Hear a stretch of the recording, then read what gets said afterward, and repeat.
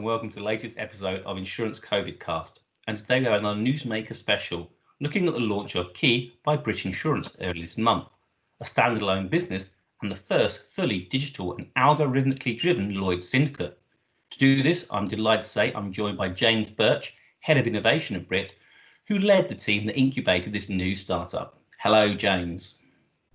Hi there, John. How are you doing? I'm all right. Good. It's warm and sunny outside, but I'm sure we can go out later and play. James, can I ask you, firstly, can you explain the thinking behind Key and what marks it out as differently? Yeah, sure. So, Key is a partnership between Brit, Google, and University College London. This has been something we've been working on as a collective partnership for around 9 months, and really kind of, I suppose, the initial hypothesis was around the expense pressure that the Lloyd's of London market has been under for so long, and really kind of looking at ourselves as Brit and as an insurer and saying, rather than trying to, try and gain a point here or there on commission or kind of other drivers within the market, really actually let's look at ourselves and let's really kind of take our own destiny into our hands. And the way that we thought that we could go about doing that is by looking at expense as a driver for performance of our business. So we kind of spent some time looking at different ways that we could look to reduce expense, and I suppose that's kind of where the initial concept for Key came around, because we looked at other financial markets, particularly the capital markets, where actually they've leveraged technology and data science into the markets to drive kind of lower expense base and ultimately improved performance. So that's kind of, I suppose, how the initial concept of Key came around. And then really what I suppose we've ended up getting to and building is what we think at least is the first fully digital and algorithmic driven syndicate within the Lloyd's of London market. And when you say fully digital, really what we mean is something that's accessible anytime, anywhere. It's 24/7. It's always on. You always know that you're going to get access to follow capacity, right? So really kind of taking the market on a digital transformation journey and playing into the broader Future at Lloyd's initiative. Because you said there, James, you work with the University College London on this proprietary algorithm for the business. How long did that take to develop? And in as simple terms as possible, how does it work? Yeah, sure. So there's a little bit of secret sauce in there, so I've got to be wary I say too much. But so we approached University College London and their computer engineering and financial markets team probably around 7 months ago now.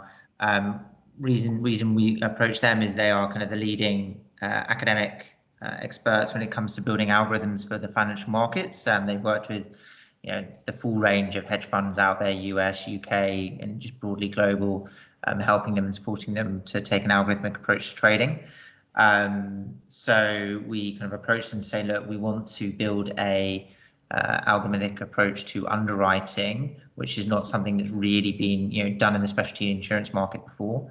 So we've been working with them intensely, really, for I suppose the last 6 months to the fundamental level, build the relevant algorithms per class of business. And there are technically around, I think we've got around 36 or 7 algorithms now that we've built with them, but then also the governance and the frameworks that sit on top of that. Building algorithms is an ever evolving process. So the first 6 months is really kind of the foundational layer, so they can work, I suppose. And now kind of before launch in the next 6 months is really taking them to the next level and saying that, can we add extra data sets? Can we add additional variables into the machine learning modules to really kind of improve the underwriting performance that they're bringing to the business? Can I ask, given we are in lockdown at the moment, is the timing of Key, given, as you said, it's cloud enabled and accessible anywhere at any time, fortunate, or did you bring it forward to tap into, how many are now probably thinking about the future and how they're going to work in the future? Yeah, it's a really interesting question, right? So, Short answer is no. We didn't. We planned always to launch. When we did, the things we were waiting on before kind of coming public around what we've been doing is we've been going through the regulatory process with Lloyd of London. So getting kind of approval in principle from from the regulator or from the corporation to go live in 21. So once we achieved that, and then we achieved kind of the capital commitments from our investors, then we were kind of like, okay, well now it's kind of time to go live. And the unfortunate situation of COVID aside, yes, I do think it's quite an interesting time for us to launch, and I think it just really kind of illustrates the need for a digital approach in the Lloyd's of London market, right? Lloyd's of London has been so traditional for so long, and really, I suppose, in my mind, it's the last financial market to really be affected by digital. And COVID is finally being kind of the last thing to push it into a new digital era. And I think Key will hopefully be the first mover of that for the market, but I'm sure many others will come. And we very much welcome those. From our perspectives, we imagine our peer group will launch similar kind of platforms, over the next year, 2 years, which is great because really it just validates, our business model and also the requirement for kind of a new approach to doing follow capacity in the market. Can I ask, James, what has been the response in the broking sector to the launch of Key? Yeah, so highly positive would be my obvious answer, but also the truth. So we spent the last kind of week and a half doing a roadshow to kind of our strategic partners and strategic broking houses. And really, I think from a broker perspective, it's almost a no-brainer, right? Because Key is so efficient, and the way that we've designed and built Key with the Google team is that it's been, we've used the classic kind of design thinking process and really tried to ensure that it's broker led in terms of design and function. So we've tried to take out all the friction and all the pain points from the user journey for the broker, so that what previously could have taken 2 weeks to get follow capacity now takes in a matter of clicks or minutes. What that means for the broker is that it allows them to improve their client service, kind of point one, because they can spend more time focusing on negotiating lead terms and price, and less time worrying about follow capacity. They can also reduce their operational expenses because they're not having to waste a lot of time again going around the market trying to find follow capacity.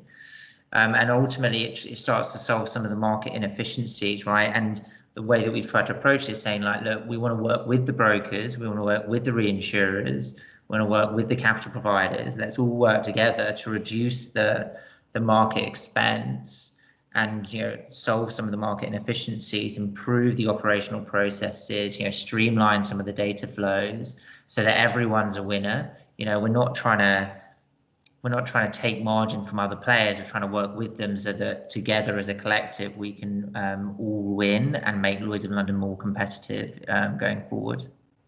And can I ask, James, why did you decide to go with Google Cloud as a technology partner? What do they bring to the party to help differentiate Key?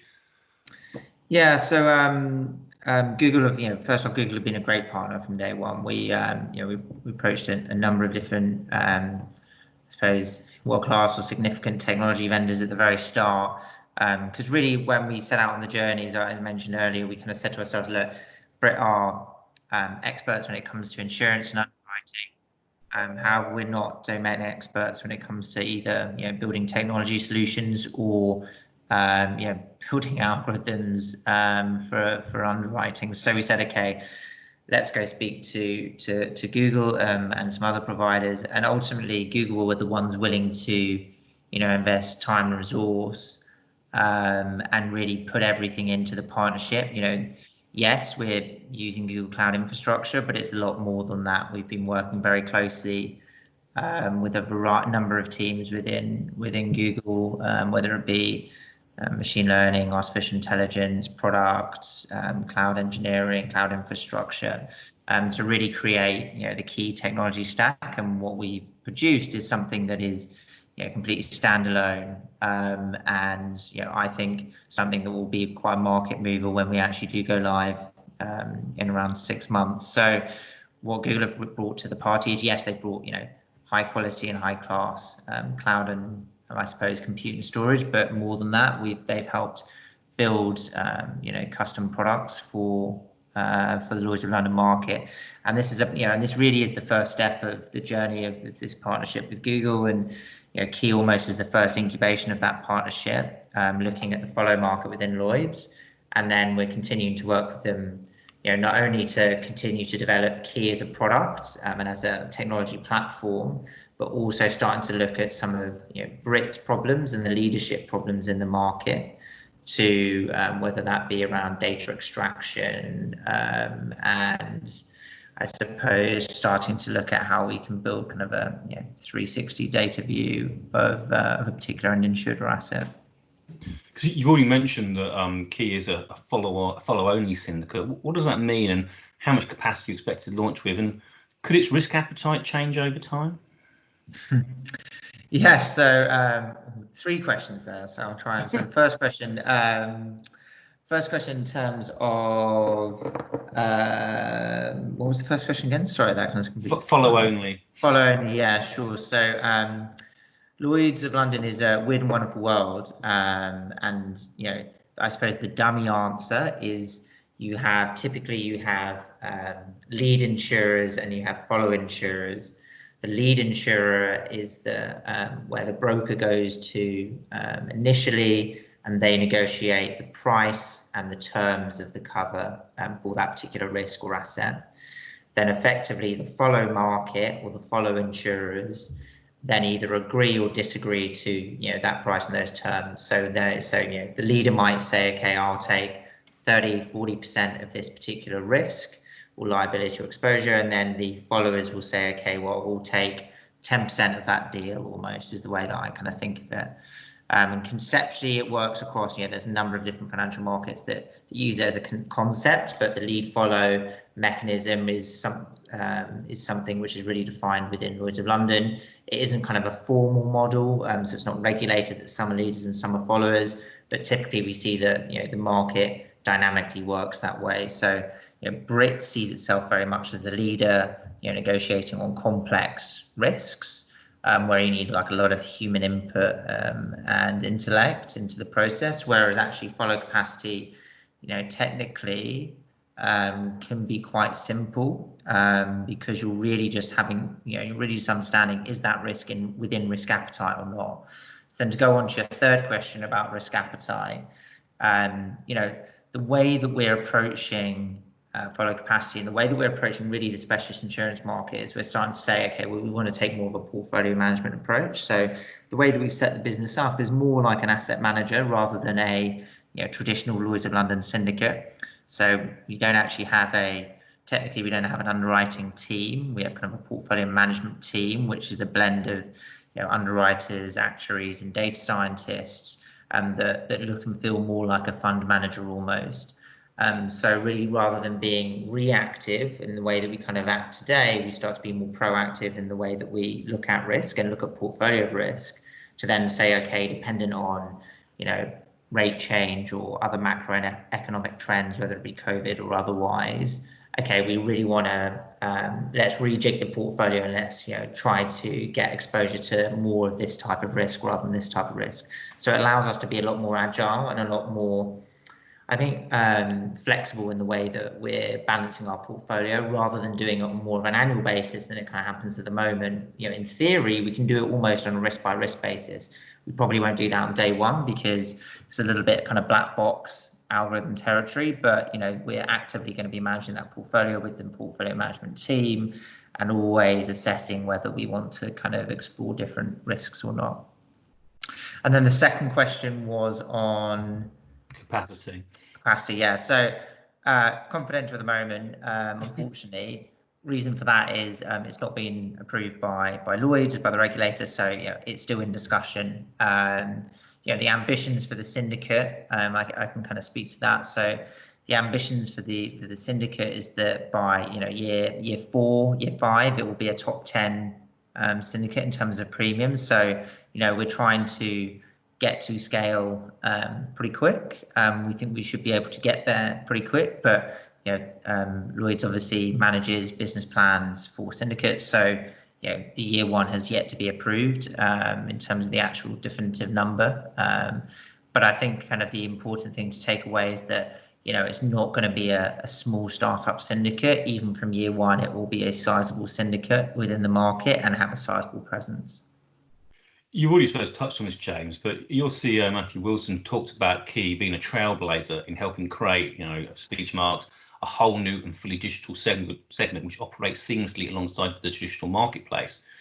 Do you see other Key style businesses coming on stream over the next 12, 24 months? And would you be disappointed if you were left to blaze a trail on your own, in that foreseeable future? It's a hard question. Would we like to create a monopoly in the market? No, I suppose is going to be my answer, but maybe it should be yes.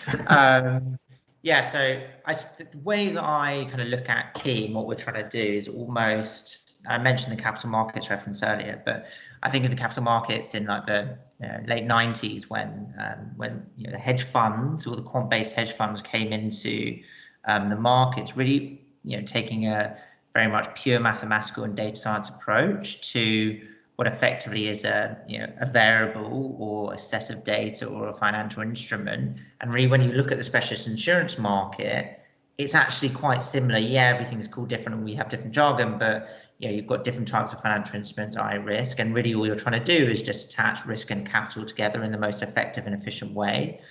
And then I suppose actively manage your exposure to that risk.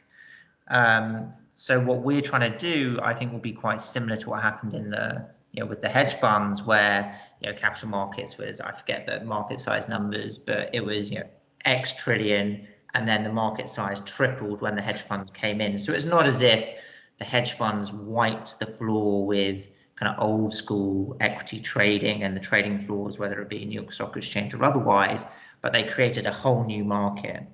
And really, that's what I think will happen here is that digital specialist insurance or kind of digital trading will create a whole new market, and there will always be a place for the manual face-to-face lead business, and that will be 40 billion or whatever the Lloyd's market is right now.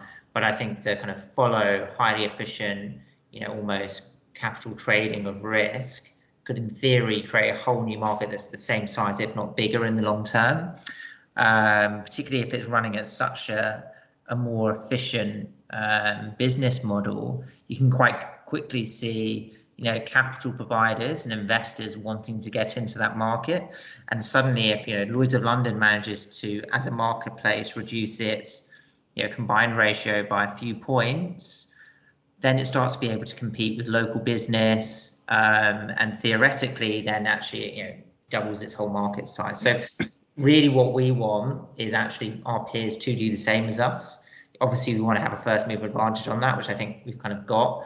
We've been working on this for 9 months, so I'm sure other people are doing other stuff as well. But we welcome the challenge, and really we think that there will be others doing this because we don't think that the market can keep on going in the way it is, particularly when it comes to follow capacity.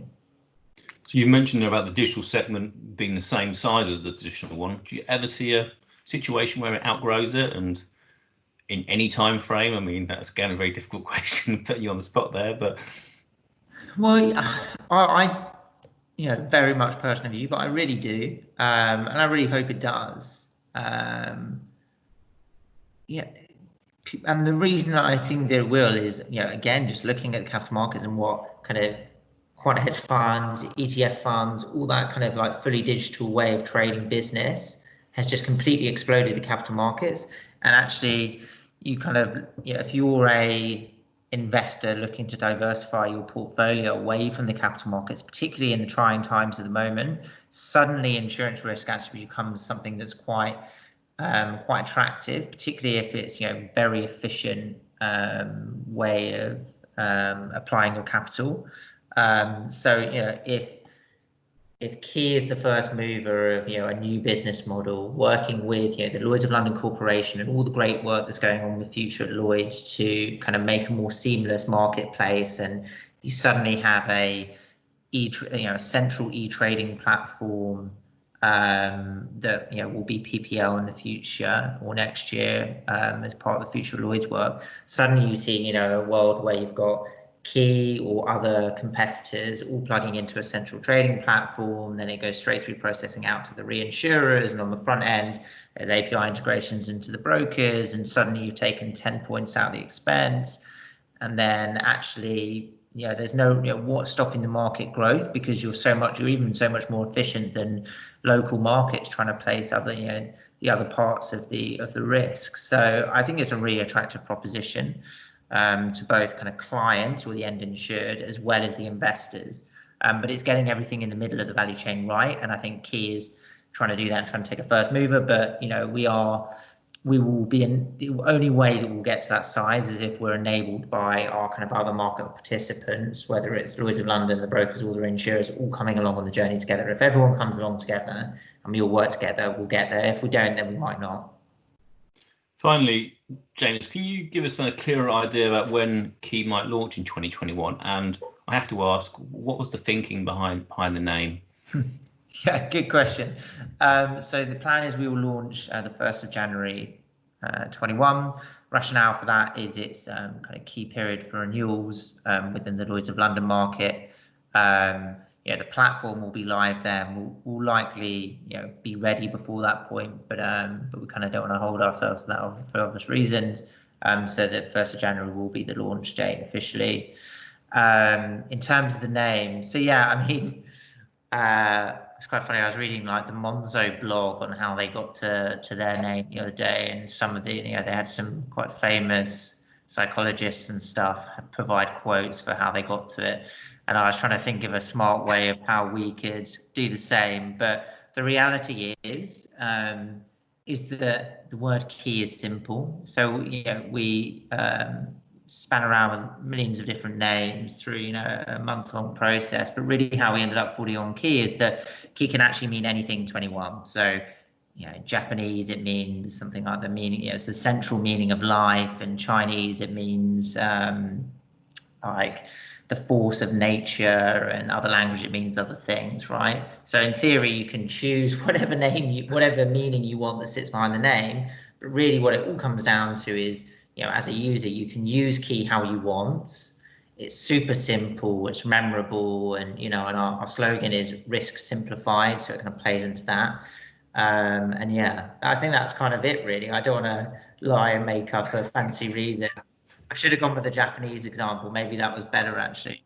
Okay, well, James, thanks very much for your time. I say it was a breath of fresh air when your press release dropped in my inbox, because it is kind of quite full of COVID-19 stuff at the moment. So I always wanted to kind of follow up this, and thanks for giving us your time. So thank you very much, James. No worries, that's an absolute pleasure. And yeah, I mean, we're really excited to work with everyone in the market. And if anyone wants to get in touch with me personally or otherwise, feel free to drop me a line. And thanks for the time, John. Thanks for inviting us on.